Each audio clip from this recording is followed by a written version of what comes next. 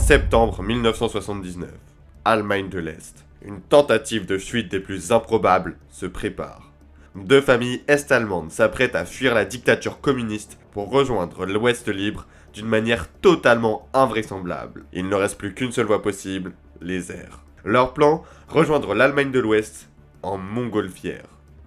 Ils savent qu'il s'agit d'un pari extrêmement risqué, mais c'est leur dernière chance. Leur premier ballon s'est écrasé, alertant la Stasi, la police politique d'Allemagne de l'Est. Les deux familles savent qu'elles jouent avec le temps et risquent gros. Ce soir-là, le ciel est leur unique espoir de liberté. Mais la frontière est loin, et un échec les condamnerait à mort. Bonjour à toutes et à tous, et bienvenue dans cette nouvelle vidéo. Aujourd'hui, on plonge au cœur de la guerre froide pour découvrir deux histoires fascinantes de fuite d'Allemands de l'Est vers la liberté. Après la Seconde Guerre mondiale, l'Allemagne est brutalement coupée en deux.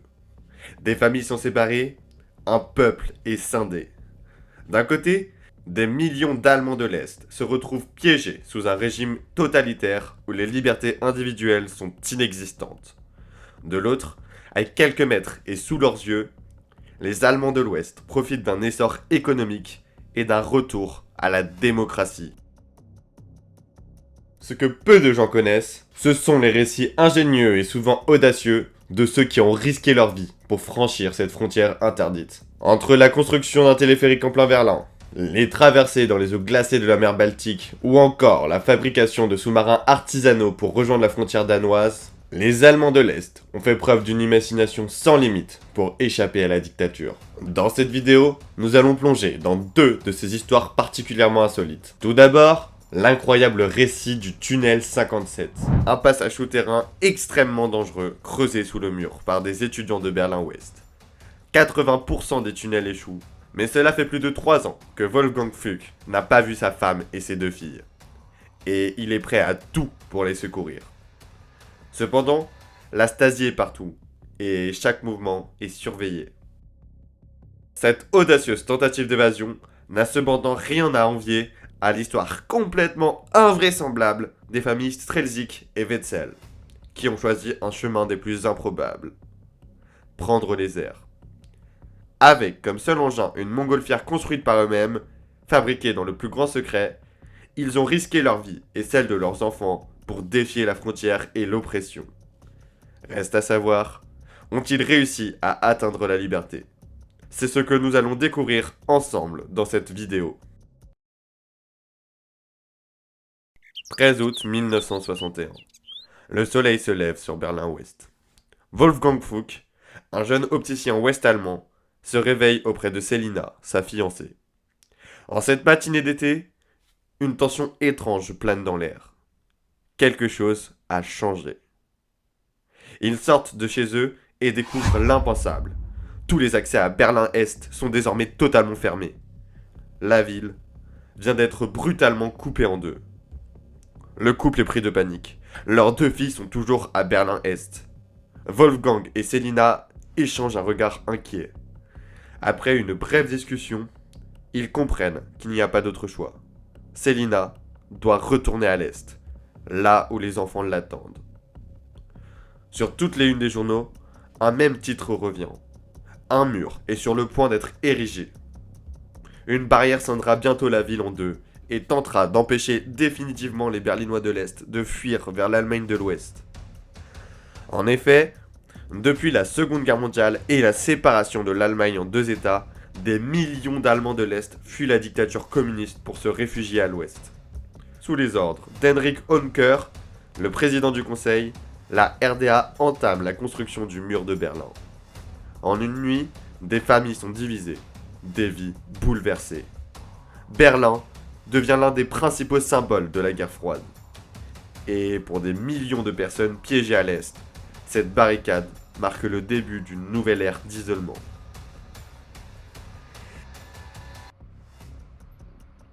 Arrivés à la frontière, Wolfgang et Selina s'enlacent une dernière fois. Elle éclate en sanglots, incapable de contenir sa détresse. Wolfgang, les yeux remplis de douleur, murmure à son oreille. « Je te promets, peu importe le temps que ça prendra, je vous ferai passer à l'Ouest. » Un lourd silence s'ensuit, entrecoupé par le bruit métallique des barrières qui se referment derrière elle. Wolfgang, quant à lui, reste figé. Son esprit est déjà tourné vers la promesse qu'il devra tenir coûte que coûte.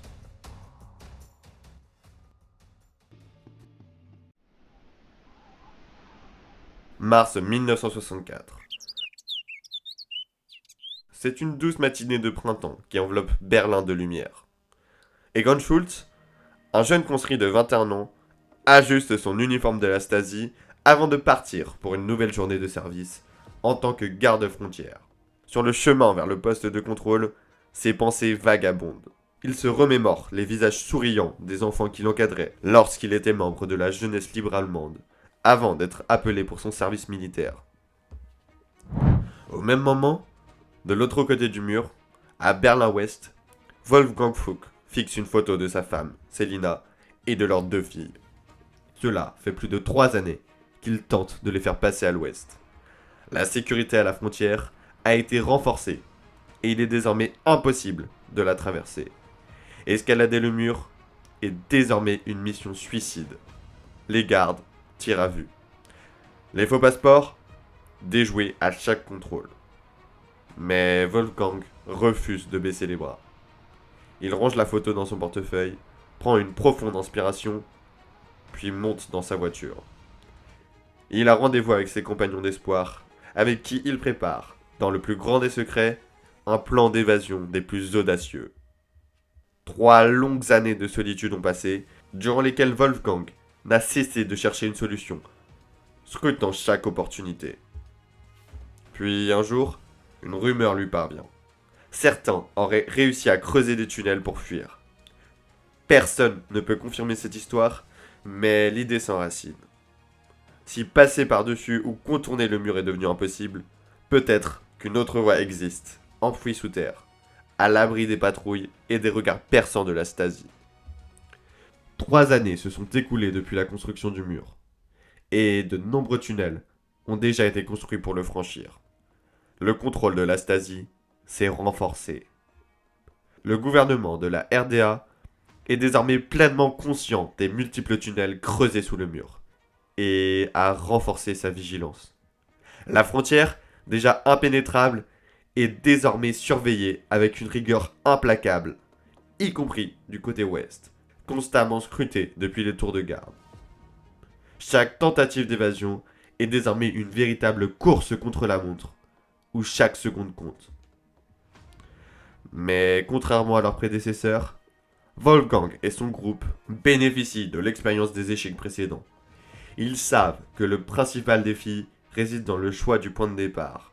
Ils doivent composer avec la surveillance renforcée des gardes-frontières, qu'ils ne tolèrent plus aucune tentative d'évasion. Après avoir minutieusement analysé les cartes de Berlin, ils repèrent enfin un lieu qui semble idéal, une boulangerie désaffectée, située à seulement quelques pas de la frontière. Enthousiastes, ils décident d'aller l'inspecter immédiatement. Malheureusement, avant même d'arriver sur place, un premier obstacle se dresse. Un mirador des gardes-frontières surplombe la rue adjacente. Chaque mouvement sera scruté, et ils comprennent vite qu'il leur faudra une prudence extrême pour éviter d'éveiller les soupçons. Au cours du mois de mai 1964, les premiers coups de pelle résonnent dans le bâtiment désaffecté. Après des semaines de préparation minutieuse, le groupe se met enfin à l'ouvrage. Chacun se relaie discrètement, évitant tout comportement suspect qui pourrait alerter la Stasi. La construction de ce tunnel, un projet colossal, s'étendra sur plusieurs mois, jusqu'en octobre. La fatigue et l'épuisement s'accumulent, mais Wolfgang s'accroche fermement à sa promesse. Il fera tout pour réunir sa famille. 3 octobre 1964. Göring German, les muscles tendus par l'effort, creuse sans répit. Depuis 5 mois, il travaille d'arrache-pied. Chaque coup de pelle est un pas de plus vers la liberté. Vers sa femme et sa fille, également restées prisonnières à Berlin-Est. L'air est lourd, chargé de poussière et de l'humidité du tunnel. Mais soudain, un détail l'arrête. Le sable qu'il dégage devient humide et une odeur pestilentielle envahit rapidement la cavité. Il plisse le nez, l'esprit en alerte. Une fosse septique? Malgré le dégoût qui le saisit, Goring poursuit sans hésiter. Il sait que chaque instant compte. Alors qu'il continue à creuser, il réalise soudain ce que cette puanteur signifie. C'est une excellente nouvelle. Il n'y a pas de toilette du côté ouest du mur. Ils ont donc réussi à percer sous Berlin-Est. Après des heures d'efforts acharnés, un souffle d'air frais s'engouffre enfin dans le tunnel. Ce qu'il découvre le laisse bouche bée. Il émerge dans une vieille cabine de toilette délabrée, visiblement abandonnée depuis des décennies. Un large sourire se dessine sur son visage. Cet endroit est parfait. Cachée à la vue des passants, cette cabine offre une couverture idéale pour permettre à ses proches de s'échapper sans attirer l'attention. Sans perdre une seconde, il se précipite pour annoncer la nouvelle à Wolfgang et au reste du groupe. La tension fait place à l'enthousiasme. Il se lance dans les derniers préparatifs, avant de lancer, sans le savoir, la plus grande opération d'évasion de l'histoire de la RDA. Pendant ce temps, à Berlin-Est, plusieurs centaines de personnes apprennent, par des canaux secrets, l'existence de cette voie d'évasion. La discrétion est cruciale. Pour limiter le risque et empêcher que des étrangers au groupe tentent d'utiliser le tunnel, il faut un mot de passe. L'inspiration vient vite. À la radio, on ne parle que des Jeux Olympiques de Tokyo. Le mot de passe sera donc simple et efficace. Tokyo. Selina est en train de border ses enfants. En se retournant vers la fenêtre, son regard est attiré par une enveloppe, posée discrètement sur le rebord. Elle s'arrête net, le cœur battant. Elle comprend immédiatement ce que cela signifie. La gorge nouée par l'émotion, elle embrasse doucement sa fille aînée sur le front avant de se diriger d'un pas fébrile vers la fenêtre. Ses mains tremblent en ouvrant la lettre. En lisant les mots soigneusement écrits, ses yeux s'emplissent de larmes. Le grand jour est enfin arrivé. Il est minuit passé. 2 membres du groupe montent la garde à l'entrée du tunnel. Un léger coup résonne contre la vieille porte en bois. Un des gardiens s'approche prudemment. Mot de passe. Tokyo. La porte grince en s'ouvrant. 3 silhouettes apparaissent, hésitantes. Les 3 Est berlinois avancent dans l'ombre, les yeux écarquillés. L'un d'eux murmure. C'est vrai? On est libre? Mais il n'y a pas de temps à perdre pour les émotions. À peine ont-ils commencé leur descente dans le tunnel qu'un autre groupe se présente, suivi rapidement d'un 3e. De l'autre côté, à Berlin-Ouest, l'atmosphère est électrique. Goring, tremblant d'adrénaline, se tient prêt. Chaque nouvelle personne qui émerge du tunnel est une victoire. Les heures s'égrènent lentement. Wolfgang reste assis près de l'entrée du tunnel, les yeux rivés sur l'obscurité. L'espoir l'habite encore. Mais l'aube finit par se pointer à l'horizon. Les premières lueurs du jour éclairent son visage fatigué. Et il comprend. Sa famille n'a pas pu rejoindre le tunnel cette nuit-là. Il laisse échapper un soupir, mais refuse de céder au découragement. Ce n'est qu'une bataille parmi tant d'autres, car cette nuit, un exploit a été accompli. 29 personnes ont franchi la frontière et retrouvé la liberté, du jamais vu. Et Wolfgang sait que ce n'est pas fini. Le groupe reste plus déterminé que jamais. Le tunnel tiendra encore et les familles séparées auront une autre chance. Pour Wolfgang, une chose est certaine. Il tiendra sa promesse, coûte que coûte. 4 octobre, 19h30. La nuit tombe et Egon Schultz, le jeune conscrit, prend son tour de garde au niveau du mur. Il bâille, se prépare à effectuer une longue nuit de service. Ce qu'il ne sait pas, c'est que cette nuit est sur le point de bouleverser l'histoire de l'Allemagne de l'Est. Au même moment, au niveau des toilettes désaffectées, les évasions reprennent. Des hommes, des enfants. Des dizaines de personnes franchissent le mur. Mais tard dans la nuit, alors que le rythme ralentit, 2 hommes se présentent à la porte. Ils ne connaissent pas le mot de passe. Étrange. Ils s'en vont et l'inquiétude monte. Egon s'ennuie. Il déteste les gardes de nuit. Trop longues, trop froides. Son esprit vagabonde. Il rêve de retrouver sa classe, d'échanger son fusil contre un tableau noir. Soudain, des cris brisent le silence. 2 hommes, postés non loin, s'agitent et pointent du doigt une zone à quelques dizaines de mètres. Egon se redresse, tend l'oreille. Quelque chose se trame. Un autre tunnel, peut-être. Ses pensées s'emballent. Ils ne sont plus que 2 dans la cabane. Le 3e étudiant est parti en éclaireur. Soudain, ils aperçoivent leur ami en panique. Ils lui ouvrent la porte, mais il est trop loin. Ils ont été repérés par la Stasi, et 3 agents se dirigent vers la cabane. Dans la panique, l'étudiant ouvre le feu. Un homme est touché. De l'autre côté du mur, Wolfgang reste immobile, le cœur battant, son regard fixé sur l'entrée du tunnel. Soudain, des coups de feu résonnent, brisant le silence de la nuit. La panique s'empare de lui. Les gardes auraient-ils découvert le passage? Il se précipite pour aider les derniers fugitifs à s'échapper. Chaque visage qui émerge du tunnel est un soulagement, mais aucun ne lui est familier. Pourtant, Wolfgang refuse de perdre espoir. Sa femme et ses filles doivent être là, quelque part, dans l'obscurité. Les minutes s'étirent, puis le silence revient, lourd, oppressant. Le tunnel semble vide. Wolfgang, submergé par le désespoir, sent ses jambes flancher. Tout à coup, un cri déchirant retentit. Celui d'une petite fille. Il tend l'oreille, figé. Et c'est là qu'il les aperçoit.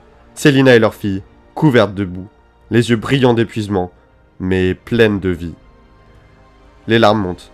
Il court vers elle, les prenant dans ses bras avec une force qu'il ne se connaissait pas, oubliant tout autour de lui. À cet instant, le monde disparaît. Ils sont enfin réunis. 57 personnes ont réussi à s'échapper de Berlin-Est grâce à ce tunnel. C'est l'évasion la plus massive jamais réalisée sous le mur. Une humiliation sans précédent pour les autorités est-allemandes, relayée par tous les journaux occidentaux. Cette évasion connaît un retentissement si grand que les autorités de la RDA doivent réagir sans plus attendre. Des mesures drastiques sont mises en place. La section tunnel de la Stasi voit le jour, équipée de micros ultra-sensibles enfouis dans le sol, capables de détecter le moindre coup de pioche. Dès lors, creuser un tunnel sous Berlin devient presque impossible. Cependant, cette humiliation donne naissance à un martyr.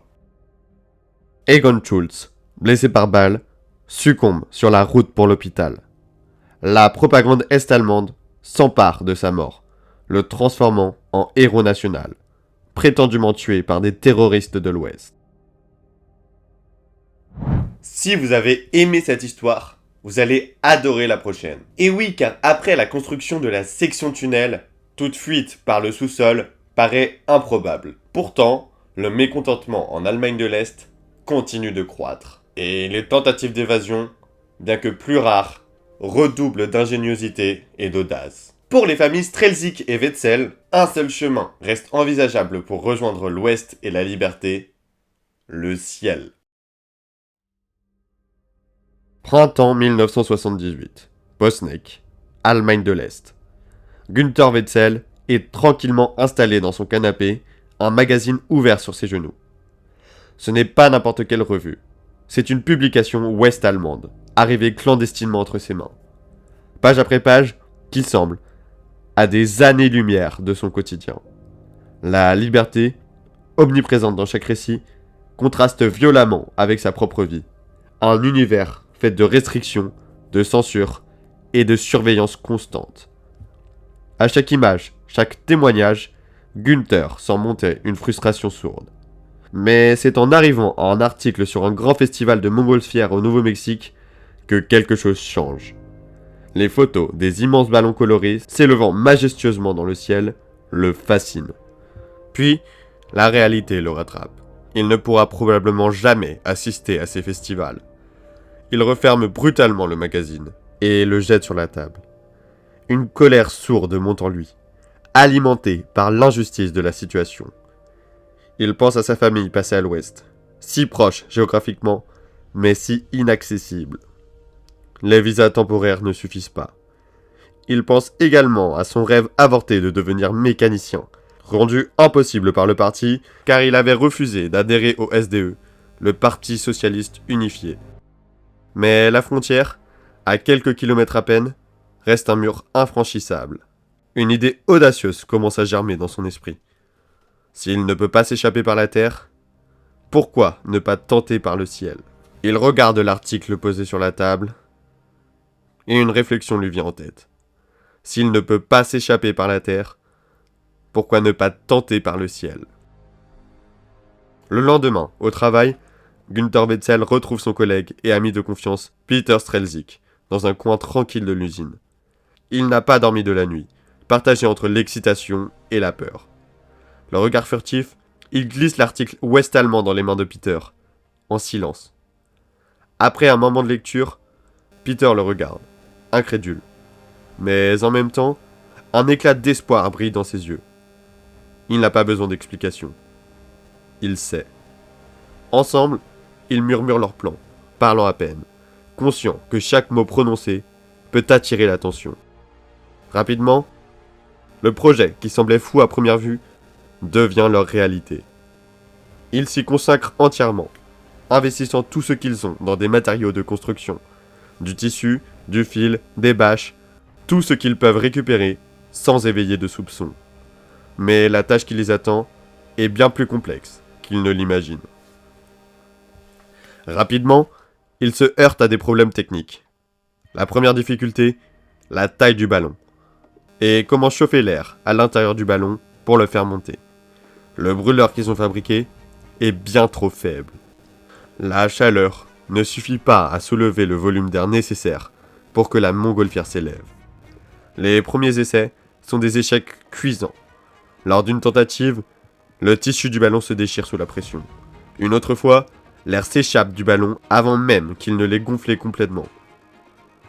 Mais à chaque essai, la détermination de Günther et Peter grandit. Ils ne peuvent pas abandonner maintenant. Ils sont prêts à tout risquer pour la liberté. Les semaines passent, le stress monte, mais ils continuent à avancer dans le silence de la nuit, sans se laisser démoraliser par les ratés successifs. Leurs tentatives se multiplient. Le troisième ballon est aussi un échec. Le quatrième semble plus prometteur, mais il est encore trop petit. Ils ont maintenant un cinquième ballon en construction. Mais des doutes commencent à s'insinuer. Peut-être qu'ils sont allés trop loin. Peut-être que tout cela n'est qu'une folie. Mais au fond, c'est ce caractère imprévisible de leur plan qui pourrait bien leur être leur plus grande force. Personne n'a jamais pensé à fuir en montgolfière. Et la Stasi ne s'y attend pas. Les journées passent lentement entre la fabrication du ballon et l'impossibilité de se faire aider par des professionnels.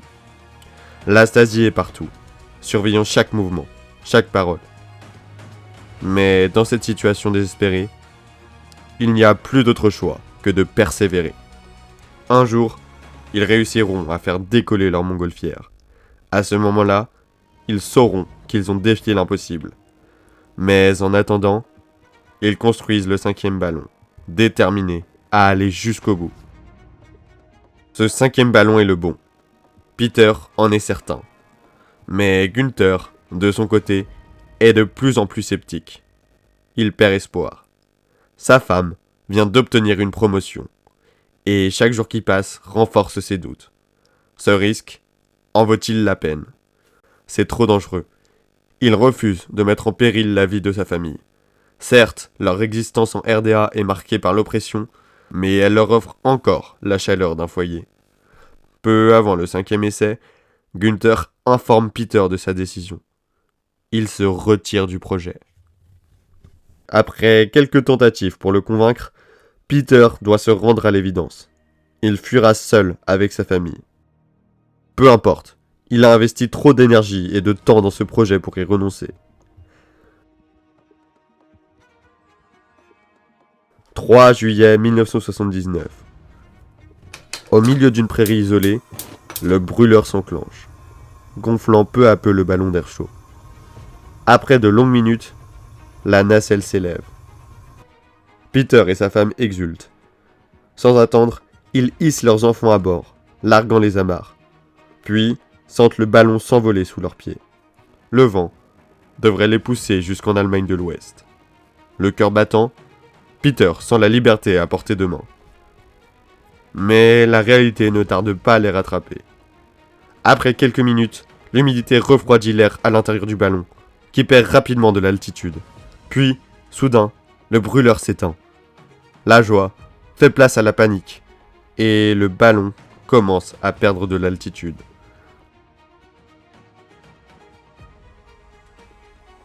Le lendemain, au travail, Peter entend ses collègues murmurer. Un ballon s'est écrasé près de la frontière. Günther, sourire en coin, lui tape sur l'épaule. L'espoir renaît. Leur montgolfière peut fonctionner, mais la Stasi est sur leurs traces. Toute la RDA parle de cette audacieuse tentative d'évasion. Le temps presse. Avec Günther de retour dans le projet, il redouble d'efforts. Il parcourt le pays, achetant discrètement le tissu nécessaire en petite quantité pour ne pas éveiller les soupçons. Il leur faut plus de tissu, car désormais, ils seront 8 à monter à bord. En seulement quelques semaines, ils construisent une nouvelle montgolfière, 2 fois plus grande que la précédente, 28 mètres de haut. Le 15 juillet 1979, à peine 2 mois après leur premier échec, le second ballon est prêt. C'est leur dernière chance. Ce soir, le vent souffle vers l'ouest. Ils n'ont plus une seconde à perdre. À 2h26, la nacelle décolle. Cette fois, l'excitation est écrasée par l'angoisse. Quelques instants après le décollage, une rafale secoue le ballon et une flamme lèche le tissu. La montgolfière prend feu. La panique s'installe. Les enfants pleurent. Mais Peter parvient à éteindre l'incendie grâce à un extincteur embarqué. La pression retombe. Et le ballon continue de s'élever. À 2000 mètres d'altitude, la tension est à son comble. Il fait -8 et les enfants grelottent, les larmes aux yeux. Toujours l'incertitude. Ont-ils été repérés? Les tirs de la Stasi peuvent-ils les atteindre? Sont-ils déjà en RFA? Après 25 minutes, le brûleur s'éteint. Ils ont épuisé tout le gaz. Le ballon entame sa descente. Pas de panique, rassure Peter. Selon ses calculs, ils ont traversé la frontière. Mais il n'est pas ingénieur. Rien n'est certain. Après 28 minutes de vol, la nacelle se pose brutalement dans un champ. En alerte, les 2 familles se réfugient dans un bois voisin. Ont-ils réussi? C'est la question qui les hante. Décident alors de partir en éclaireur. Les terres autour d'eux semblent différentes, divisées en petites parcelles, loin des grandes étendues collectives typiques de la RDA. Mais la prudence reste de mise. Avant de vous révéler la fin de cette histoire, je vous invite à vous abonner, à liker et à partager la vidéo si vous l'avez appréciée jusqu'ici. Et n'hésitez pas à me proposer des sujets de vidéo en commentaire. Bon, revenons au récit. Après quelques minutes à marcher dans l'obscurité, Peter et Günther atteignent une grange. Ils poussent la porte et découvrent stupéfaits un motoculteur Honda, une marque japonaise. Sur l'établi, des outils de marque occidentale. Impossible pour un Allemand de l'Est d'avoir accès à tant de matériel venu du bloc de l'Ouest. L'évidence s'impose. Ils sont en RFA. C'est ainsi que se termine cette incroyable histoire. Après leur évasion, Peter Strelzik ouvre un magasin d'électronique. Mais rapidement, des espions de la RDA chargés de son activité le forcent à déménager en Suisse. Après la réunification allemande, Peter et sa femme retournent vivre dans leur ancienne maison, en ex-RDA. Günther, quant à lui, réalise son rêve en devenant mécanicien. Après la chute du mur, il découvre avec stupeur qu'il a été espionné par la Stasi pendant plus de 10 ans. Leur objectif, le briser psychologiquement. C'est ainsi que s'achèvent ces deux récits extraordinaires d'évasion, où des ex-Allemands ont bravé tous les dangers pour atteindre la liberté.